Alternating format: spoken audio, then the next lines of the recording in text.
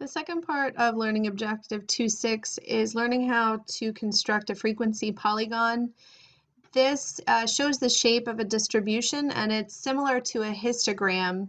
It consists of line segments connecting points, and they are formed by, and this is the important part, the intersections of the class midpoints and the class frequencies. So the first thing we have to do is calculate the class midpoints. So we're going to come over here and do that. And midpoint, remember, is just the middle point. So this one is super easy. If we have 2 up to 4, the midpoint is 3. If we have 4 up to 6, the midpoint is 5.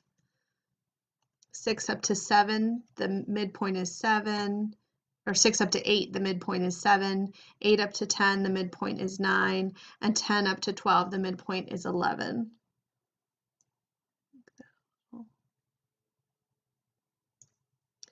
So then we use this information to make our frequency polygon.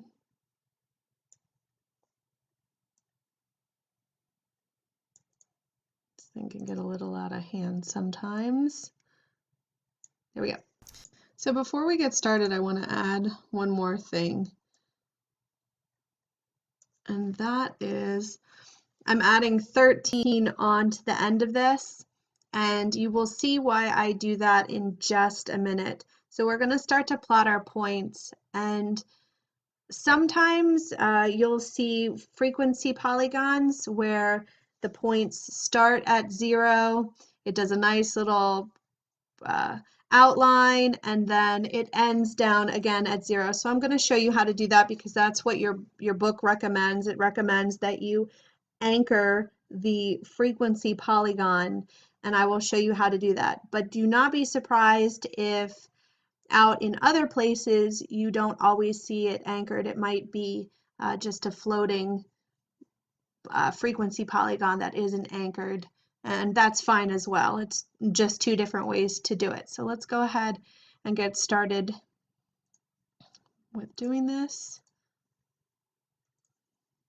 So I'm going to anchor it at 0, 0, and then our first point is the midpoint is 3, and the number of employees or the frequency is 3. So 3, 3.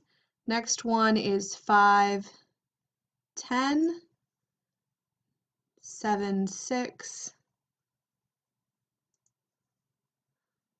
9, 2, and 11, 3. And then here I just took what would be the next midpoint for the number of miles if we'd had another class, but we don't. But if we did, it would be 13. And I just go ahead and anchor the frequency polygon down with that. Now we are going to draw our lines, and connect it.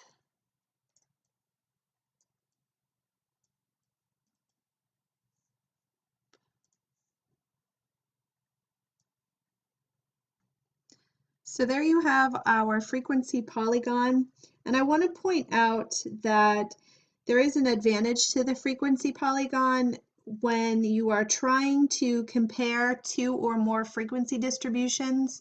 Comparing with frequency polygons is generally much easier than comparing with histograms.